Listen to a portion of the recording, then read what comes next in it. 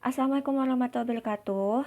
Kali ini aku bakalan bahas satu permasalahan di suatu perusahaan.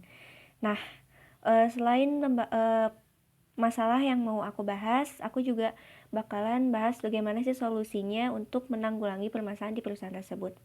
Jadi langsung aja ya. Nah, perusahaan ini tuh kita sebut aja perusahaan ABC ya, yaitu sebuah perusahaan teknologi yang berfokus pada inovasi dan pengembangan solusi teknologi terkini. Nah, visi misi perusahaan ini tuh menjadi pemimpin pasar dalam memberikan solusi teknologi yang cerdas, efisien, dan berkelanjutan. Akan tetapi, masalah ini tuh menghadapi tantangan besar terkait gaya kepemimpinan yang tidak sesuai dengan visi misi yang diusung. Nah, setelah aku analisis, ternyata gaya kepemimpinan dari perusahaan ini yaitu menerapkan gaya kepemimpinan otoriter, atau bisa disebut juga gaya ini ditandai dengan tingkat kontrol dan keputusan yang tinggi di pihak kepemimpinan. Jadi jarang banget nih melibatkan karyawan atau anggota tim. Nah, hal ini tuh menyebabkan ketidakpuasan di antara anggota tim karena merasa ide-ide dan inovasi yang mereka miliki tidak dihargai. Selain itu juga beberapa karyawan yang berbakat dan berpotensi besar telah memilih untuk meninggalkan perusahaan ini dan mencari kesempatan di tempat lain yang lebih mendukung partisi mereka dan pengembangan ide-ide baru.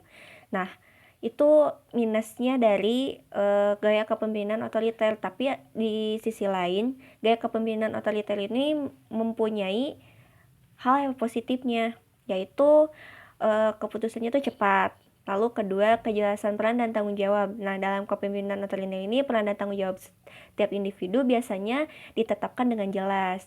Selain itu juga pemecahan masalahnya tuh efektif gitu. Jadi, memiliki kontrol penuh atas proses pengambilan keputusan. Selain itu, dalam situasi krisis juga atau darurat, kepemimpinan otoriter dapat menghadapi situasi dengan tegas dan memberikan instruksi yang jelas kepada anggota tim. Dan pengambilan keputusannya itu konsisten loh. Kepemimpinan otoriter cenderung konsisten dalam mengambil keputusan karena keputusan akhir ditentukan oleh pemimpin.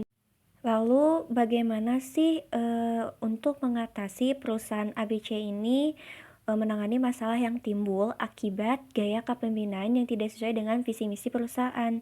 Nah, aku udah coba menyusun atau membuat rencana baru gitu, program baru untuk mengatasi permasalahan tersebut, yaitu aku menerapkan kepemimpinan transformasional. Nah, kepemimpinan transformasional ini atau gaya kepemimpinan yang modern itu salah satu gaya kepemimpinan yang bertujuan untuk menginspirasi dan memotivasi anggota tim atau organisasi untuk mencapai hasil yang luar biasa.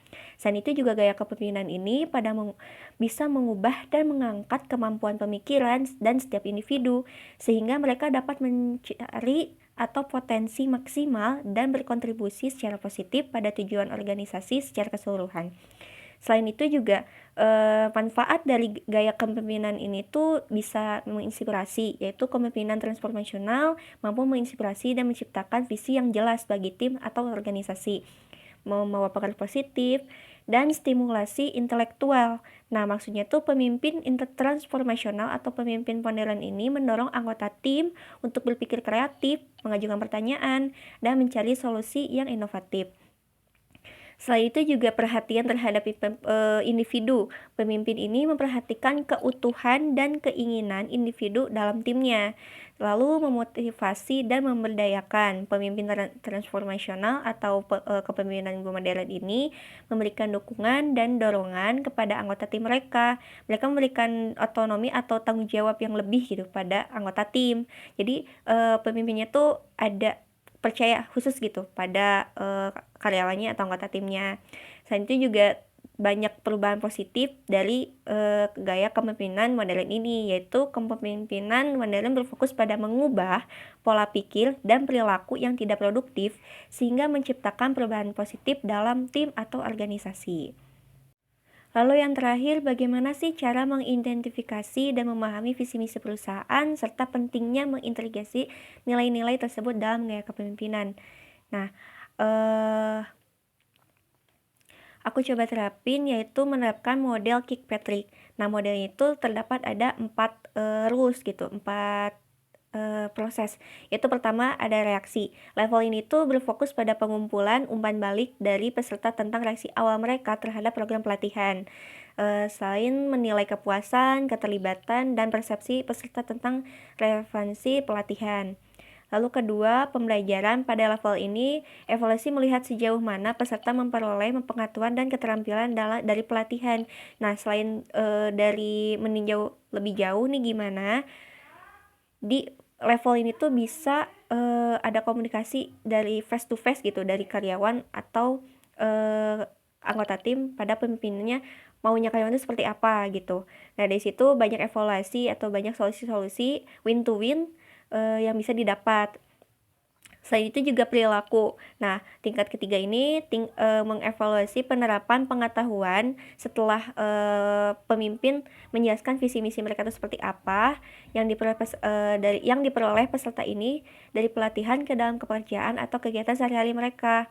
Nah, lalu tingkat keempat yaitu hasil. Nah, hasil dari setelah dari ketiga tahap tadi itu gimana? Biasanya itu di tingkat hasil nih ditinjau oleh orang ketiga atau pihak lain untuk meninjau bagaimana pelatihan ini atau cara penerapan gaya kepemimpinan ini apakah berhasil atau tidak. Nah, selain itu juga model Kirkpatrick ini memberikan pendekatan sistematis untuk mengevaluasi program pelatihan yang memungkinkan organisasi mengukur efektivitas investasi mereka dalam pembelajaran dan pengembangan. Video ini saya cukupkan dan semoga bermanfaat. See you next time.